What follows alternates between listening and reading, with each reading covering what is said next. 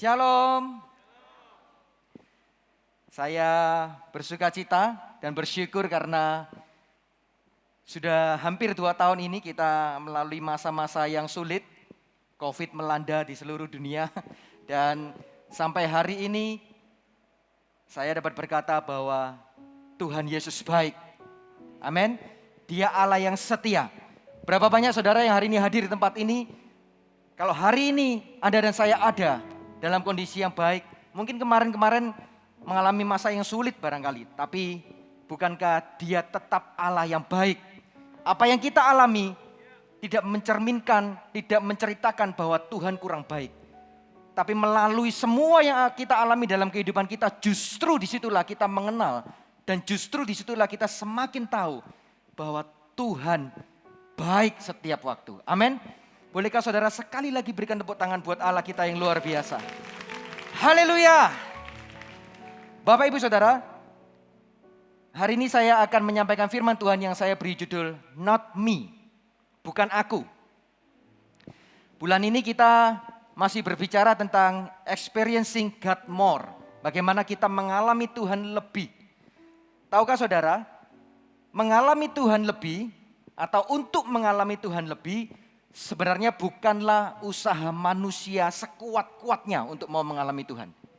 Tetapi Allah terlebih dahulu rindu setiap anak-anaknya mengalami Dia lebih lagi. Yang percaya katakan amin. Tuhan kita baik. Dia menyediakan segala sesuatu untuk kehidupan kita. Bahkan ada banyak hal yang Tuhan kerjakan di belakang layar yang kita tidak mengerti, yang kita tidak mungkin kita nggak sadar, tapi Tuhan lakukan itu. Ada banyak hal dalam kehidupan kita, mungkin waktu kita berjalan tanpa sadar kita tersandung, terantuk kepada batu. Mungkin hari itu seharusnya kita jatuh. Tapi Anda dan saya tidak pernah mengerti bahwa ada tangan yang tidak terlihat itu menopang hidupmu dan hidupku. Dan melalui semua perjalanan hidup itu, lalu Anda dan saya berkata, aku mengalami Tuhan dalam hidupku. Lalu engkau dan aku berkata, aku punya pengalaman berjalan bersama dengan Tuhan. Tapi dari semua itu saya mau berkata terlebih dahulu bahwa seberapa besar kerinduan kita, kerinduan Allah jauh lebih besar. Amin. Itu sebabnya Tuhan merancangkan rancangan yang penuh dengan damai sejahtera kata Alkitab. Bukan rancangan kecelakaan. Bayangkan ketika Anda dan saya mengaku Yesus Tuhan dan Juru Selamat, maka detik itu Roh Kudus dikirim di hidup kita. Yang percaya katakan amin. Anda dan saya punya Roh Kudus dalam hidup kita.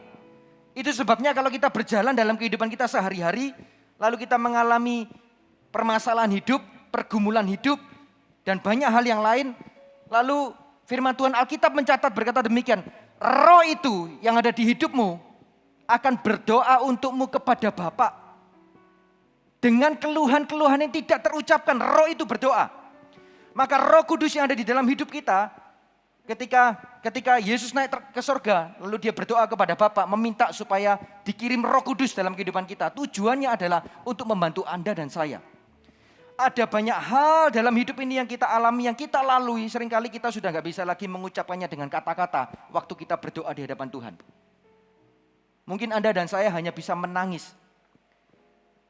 Tapi berita gembiranya firman Tuhan berkata, Roh itu berdoa kepada Bapa. Berdoa untukmu, berdoa untukku kepada Bapa.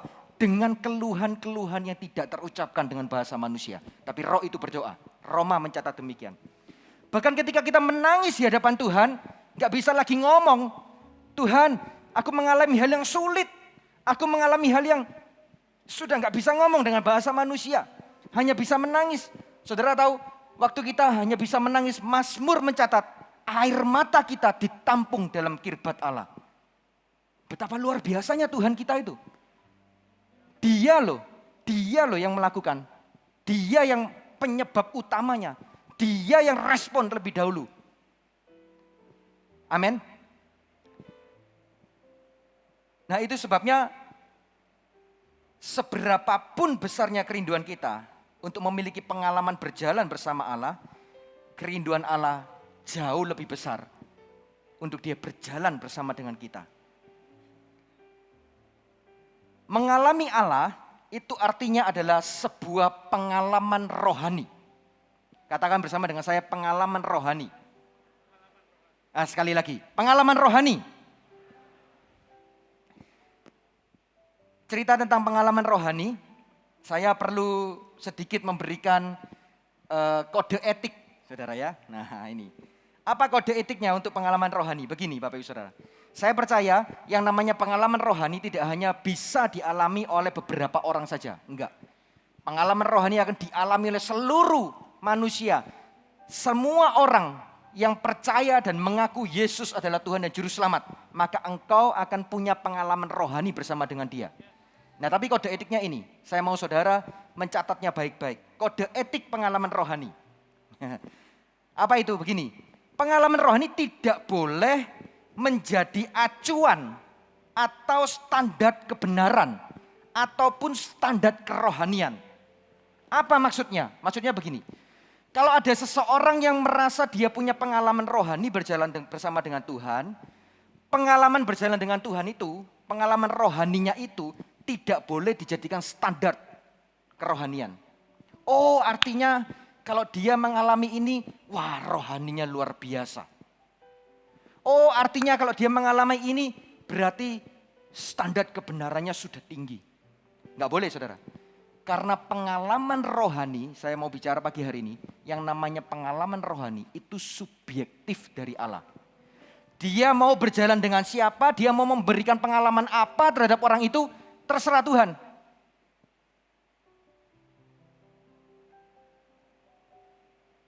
Ada orang yang belum mengenal Kristus, belum di dalam Tuhan, tiba-tiba punya pengalaman rohani. Waktu malam hari, saudara pasti tahu, pasti banyak dengar cerita begitu. Lalu tiba-tiba mendapat penglihatan Yesus muncul di depan dia. Lalu berkata, akulah Isa Al-Masih. Lalu dia bertobat menjadi anak Tuhan. Saya tanya, apakah orang itu kerohaniannya sudah tinggi demikian rupa? Enggak saudara, baru hari itu ketemu Yesus. Maka yang namanya pengalaman rohani tidak boleh jadi standar kerohanian seseorang. Tidak boleh menjadi standar kebenaran. Oh, kalau orang itu semakin banyak punya pengalaman rohani bersama dengan Tuhan, artinya hidupnya semakin benar. Begini loh saudara, yang namanya pengalaman rohani itu selalu dan selalu dialami oleh semua anak-anak Tuhan. Pengalaman rohani yang saya alami tidak akan sama dengan pengalaman rohani yang dialami oleh Bapak A, Ibu B, CC, D, dan lain sebagainya. Berbeda, karena Tuhan itu berhubungan dengan kita secara personal. Waktu saya berjalan dengan Tuhan saya berjalan dalam perjalanan kehidupan ini, maka saya bersama dengan Tuhan saya sedang mencetak sejarah, sedang mencetak kenangan perjalanan bersama dengan Dia, yang pasti berbeda dengan perjalanan hidup Anda. Itu sebabnya saya tidak boleh ngomong begini, bahwa pengalaman saya itu jauh lebih rohani daripada pengalaman saudara. Enggak boleh. Pengalaman rohani itu bersifat personal antara hubungan kita dengan Tuhan. Katakan personal. Nah ini kode etiknya ya.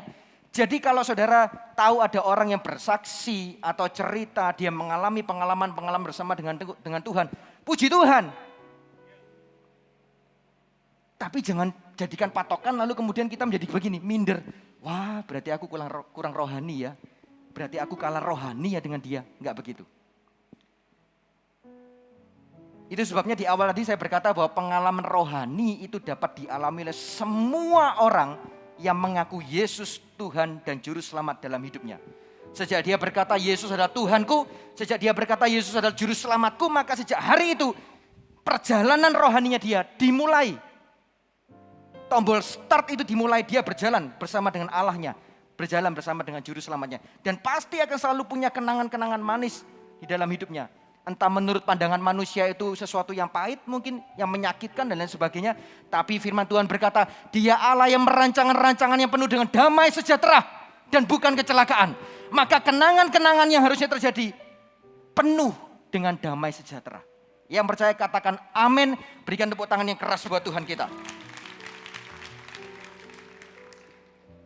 Kalau saudara masih ingat sebuah cerita di Alkitab Perjanjian Lama, Sadrak, Mesak, Abednego. Ingat ya?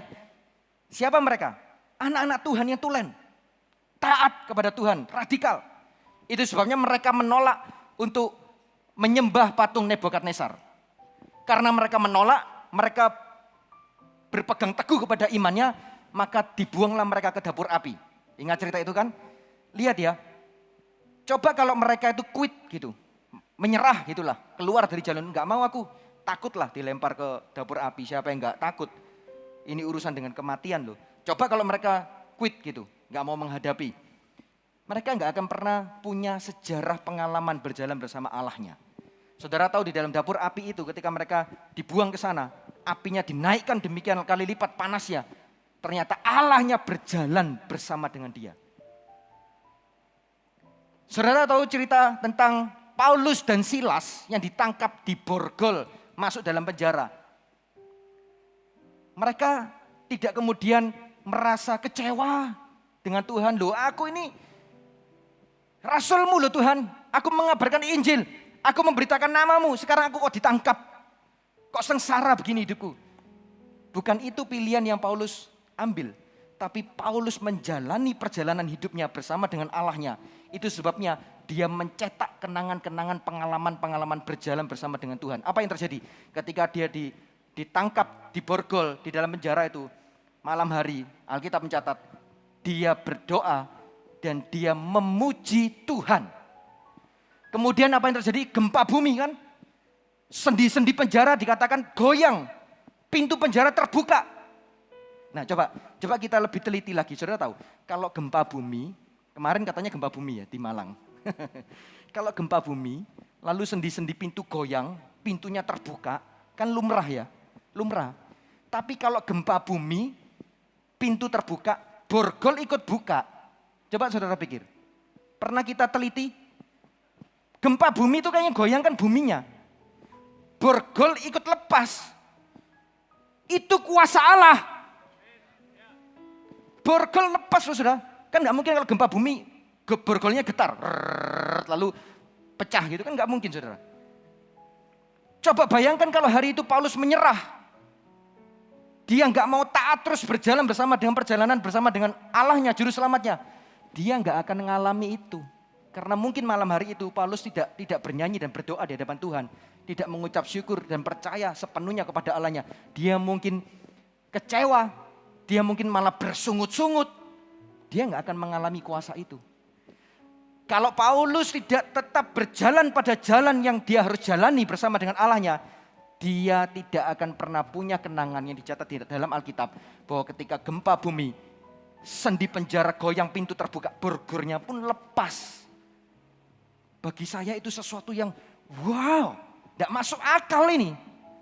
Kalau pintu penjara goyang terbuka masih masuk akal. Meskipun gempa buminya Tuhan yang setting. Tapi borgol lepas saudara, bayangkan. Sekitar 5-8 tahun yang lalu, saya pergi ya. Saya, istri saya, lalu 2 anak saya. Waktu itu anak saya masih 2.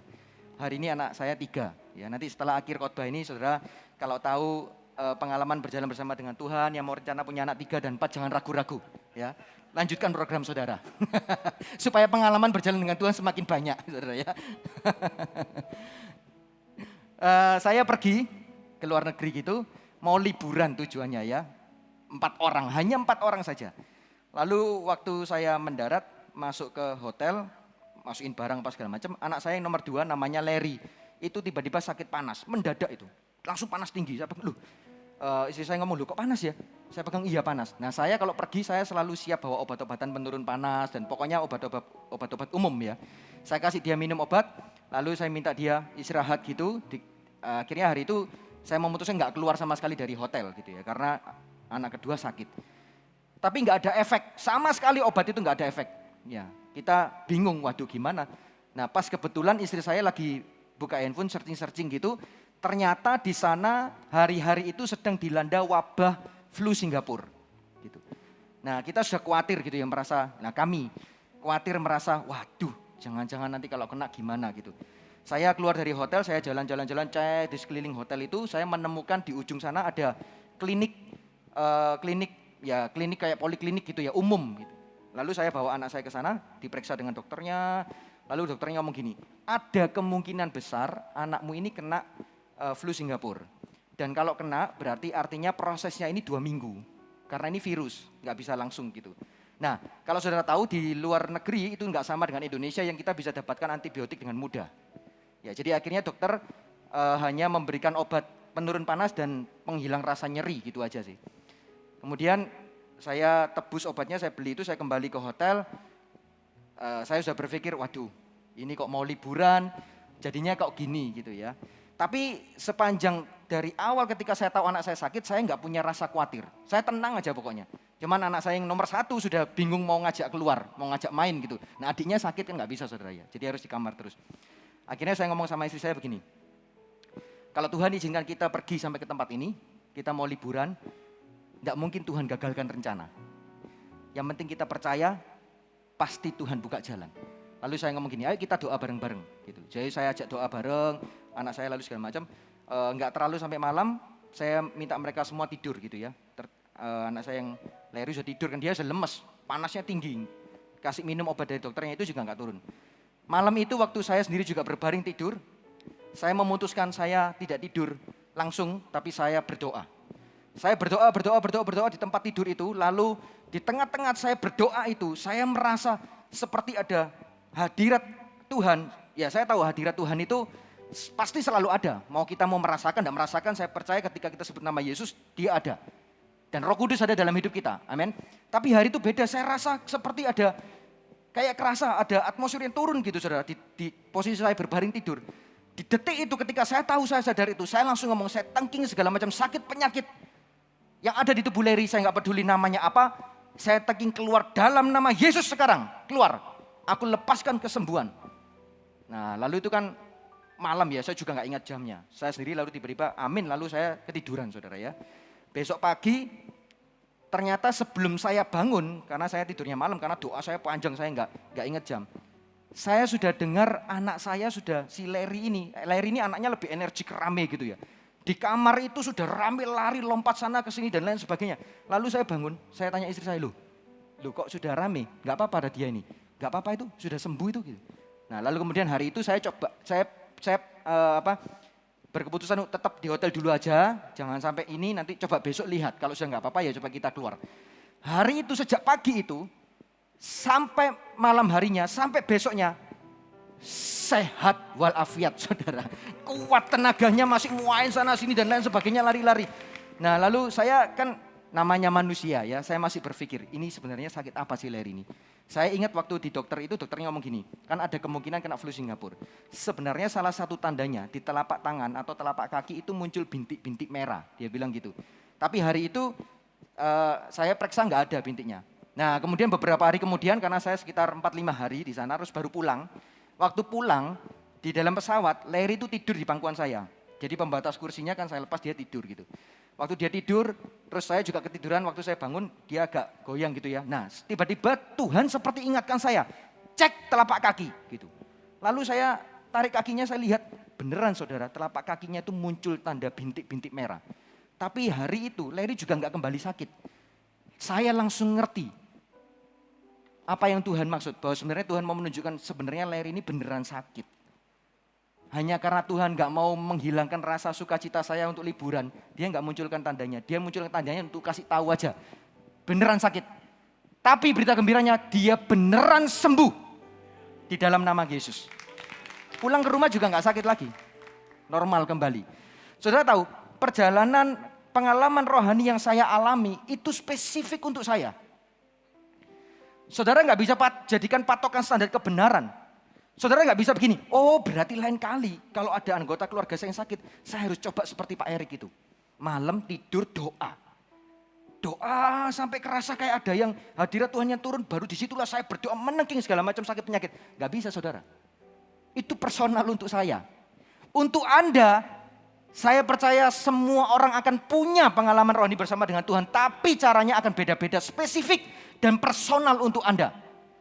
Siapa yang mau mengalami Tuhan? Bisa angkat tangan saudara. Dan yang mau berikan tepuk tangan buat Tuhan kita. Pengalaman rohani tidak hanya khusus untuk orang-orang tertentu. Enggak. Untuk semua anak Tuhan. Amin. Nah sekarang saya masuk dalam khotbah saya. Ya. Mari kita buka Matius 16 ayat 24. Matius 16 ayat 24.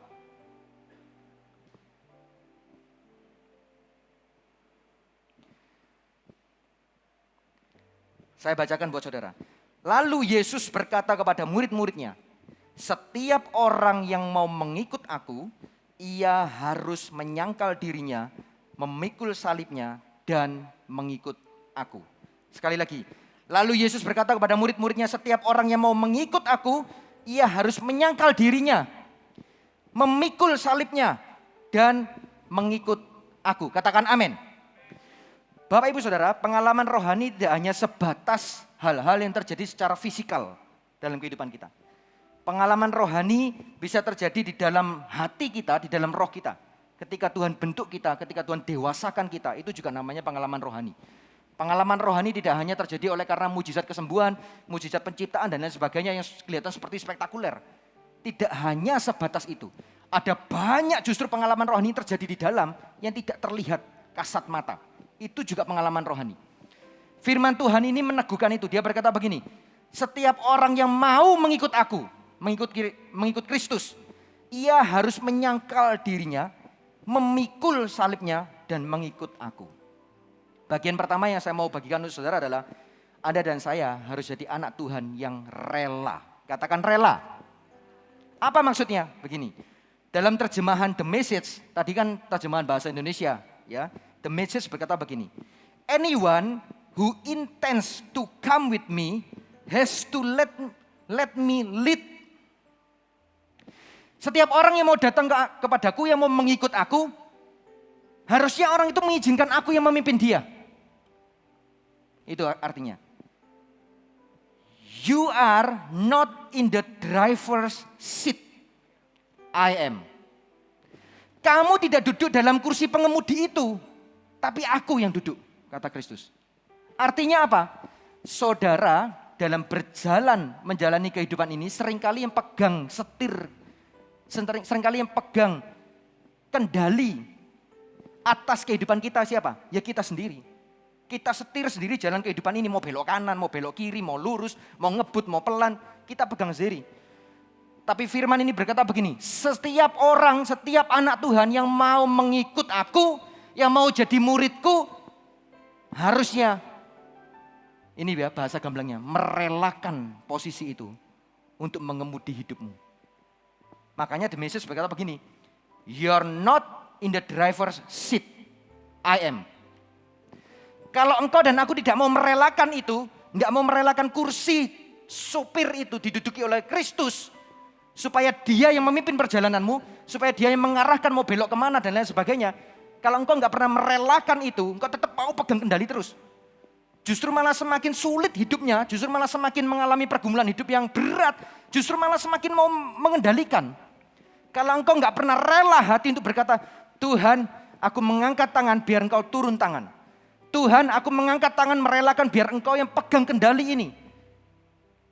Kalau Anda dan saya nggak pernah merelakan itu, maka engkau dan aku tidak akan pernah berjalan, mengalami perjalanan-perjalanan hidup rohani bersama dengan Tuhan.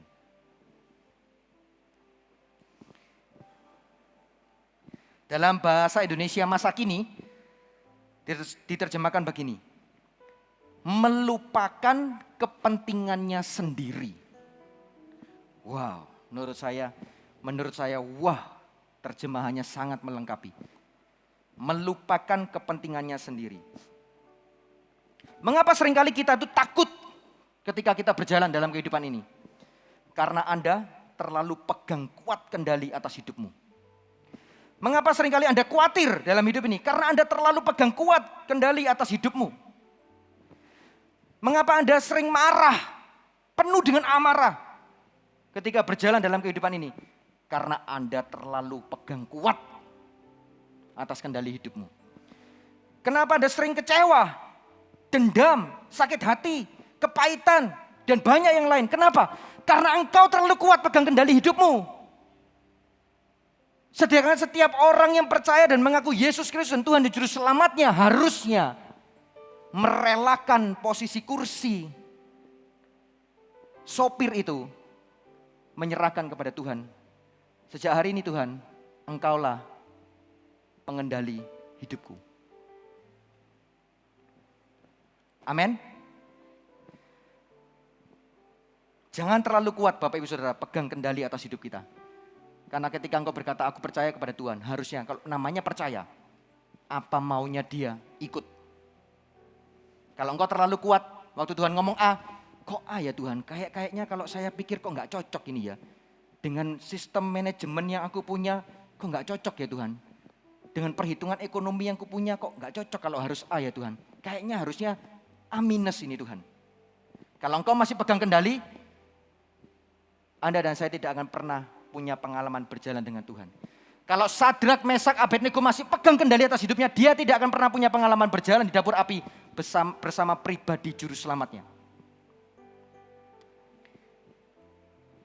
Matius 16 ayat 25 mencatat demikian. Karena barang siapa mau menyelamatkan nyawanya, ia akan kehilangan nyawanya. Tetapi barang siapa kehilangan nyawanya karena aku, perhatikan ya, karena Kristus, ia akan memperolehnya. Ini bukan hanya sekedar bicara tentang hidup mati secara fisik, saudara. Apa maksudnya nyawa? Nyawa adalah sesuatu yang paling kita anggap berharga dalam hidup ini. Bisa jadi itu posisi kita, bisa jadi itu jabatan kita, bisa jadi itu status ekonomi kita, bisa jadi itu status sosial kita. Pokoknya yang kita anggap paling penting, setara nyawa. Seringkali kalau kita justru mau mempertahankan itu kuat dalam hidup kita, Alkitab mencatat orang itu akan kehilangan. Tapi siapa yang mau, dalam tanda kutip ya, menyerahkan karena Kristus. Waktu Kristus berkata, jangan pegang erat, ampuni. Karena Kristus dia taat, dia mengampuni. Orang itu justru tidak kehilangan nyawa, tapi memperolehnya. Ketika Yesus berkata, jangan dendam, kasihi. Seolah-olah dia harus menyerahkan. Loh Tuhan, aku ini disakiti loh Tuhan. Loh Tuhan, aku ini menderita loh Tuhan. Sudah ngalah berapa kali. Bukan hanya dipermalukan, aku sudah jatuh, diejek-ejek, diinjek-injek gitu ya. Istilahnya bahasanya. Tapi Tuhan ngomong gini, jangan dendam, kasihi, ampuni. Waktu engkau dan aku merelakan itu melepas, enggak genggam lagi kuat. Enggak mau Tuhan, bukan gitu. Tapi kita relakan, kita lepas. Justru Alkitab berkata, justru orang itu memperolehnya. Saudara harus ngerti saudara, hidup berjalan bersama dengan Tuhan. Seringkali hukum kerajaan Allah itu jungkir balik dengan hukum dunia. Makanya kalau saudara suka baca, saudara bisa cari buku berjudul Kerajaan yang Sungsang. Kerajaan Sungsang, terbolak-balik.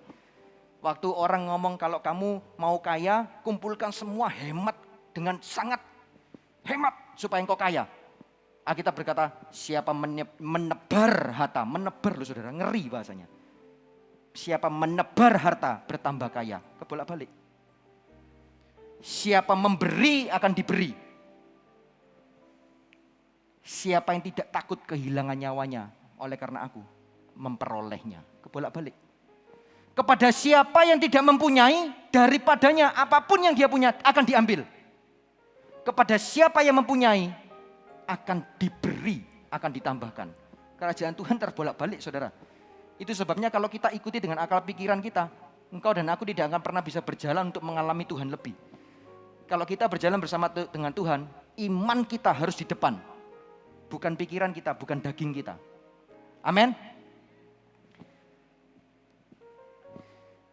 Believers must turn away from self-centered lifestyle. Seorang percaya harusnya berani melangkah keluar, harusnya berani meninggalkan gaya hidup yang terpusat kepada diri sendiri. Selama engkau dan aku masih terpusat kepada diri sendiri, artinya engkau dan aku tidak pernah merelakan posisi itu untuk dipimpin Kristus dalam hidup kita. Amin Bapak Ibu Saudara. Masih mau berjalan bersama dengan Tuhan, kok kayaknya jadi lemes semua setelah dengar ini ya. Masih rindu berjalan bersama dengan Tuhan? Kasih tepuk tangan buat Tuhan kita. Haleluya. Yang kedua, kalau yang pertama rela, yang kedua hadapi. Coba katakan ke kanan kirinya, hadapi. Nah, itu. Kalau kita pergi, kalau kita quit, kita lari, saudara nggak akan pernah mengalami Saudara harus hadapi. Karena engkau tidak sedang menghadapi sendiri, engkau bersama dengan Tuhanmu. Maka Allah yang merancangkan perancangan yang damai sejahtera itu akan memberikan kemenangan yang gilang gemilang dalam hidupmu. Amin. Hadapi. Dalam ayat yang kita baca tadi dalam terjemahan The Message itu dikatakan begini. Don't run from suffering. Embrace it. Jangan lari dari penderitaan. Hadapi saja. Ambil. Jalani. Gitu. Jangan lari. Jangan hindari proses. Sebab proses adalah sekolah kehidupan yang akan membawa Anda dan saya naik kelas kehidupan. Nah, saya mau kasih tahu kepada saudara ada ciri-ciri kejadian-kejadian atau peristiwa-peristiwa yang kita alami yang kita bisa sebut sebagai proses dari Tuhan. Yang perlu harus kita hadapi. Kalau itu oleh karena kesalahan kita, itu bukan proses, saudara harus benerin. Kalau oleh karena kesalahan kita. Nah, apa ciri-cirinya? Ini ciri-cirinya kalau itu proses dari Tuhan. Anda tidak dapat menghindari hal tersebut. Gak bisa, saudara. Saudara ketemu dengan yang ini, gak kuat, gak bisa, pergi. Akan ketemu dengan hal yang sama di tempat yang lain. Saudara gak mau menyelesaikan ini, saudara hindari, quit gitu, saudara pindah lagi, akan ketemu hal yang sama di tempat yang lain. Kalau itu ketemu terus berulang, kemanapun kau pergi berputar terus, itu proses dari Tuhan. Itu salah satu cirinya.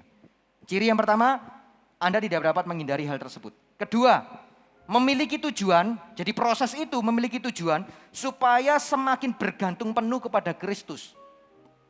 Karena kita tahu kita nggak mampu. Makanya kita harus ngomong sama Tuhan, Tuhan bukan aku yang duduk di kursi kemudi itu, tapi Engkau. Tujuannya apa? Kalau Tuhan pegang kendali, mau Tuhan ngebut jalannya, mau belokan tajam. Supaya kita itu bergantung penuh sama yang nyetir kendaraan. Saudara pernah naik mobil, kalau yang penyopirnya itu pembalap, saudara duduk di belakang gitu. Wah, itu rasanya nyawaku tak taruh ke kamu wis gitu saudara ya. Dia mau belok gimana pokoknya. Waduh, sudahlah nyawaku tak serahkan ke kamu aja kan gitu saudara. Aku bergantung penuh sama kamu gitu. Keselamatan hidup ini di tanganmu loh ini. Kan gitu saudara. Kedua tujuannya adalah supaya bergantung penuh pada Kristus. Yang ketiga supaya semakin serupa dengan Kristus. Karena yang namanya sekolah kehidupan, proses dari Tuhan, itu Tuhan gak punya rencana lain. Selain hidupmu dan hidupku semakin hari, semakin dibuat semirip mungkin dengan Kristus. Kalau kita punya perkataan kita seperti perkataan Kristus. Kalau kita punya kasih kita seperti kasih Kristus. Itu goal yang Tuhan mau dalam hidup kita. Amin Bapak Ibu Saudara. Itu sebabnya setelah pulang dari ibadah pagi hari ini, saya mau berkata kepada Anda semua, termasuk saya, karena gak ada orang yang terkecuali ya. Termasuk saya mau berkata begini, selesaikan sekolah kehidupanmu bersama Kristus.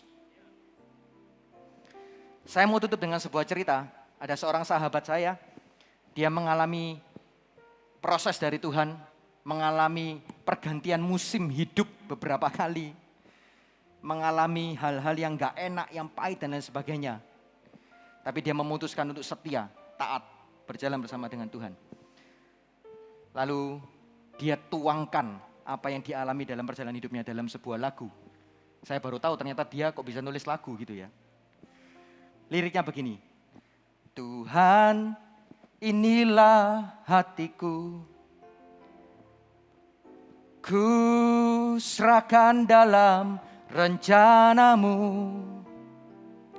Bentuk dan luruskan hatiku ini, agar ku layak menjadi anakmu.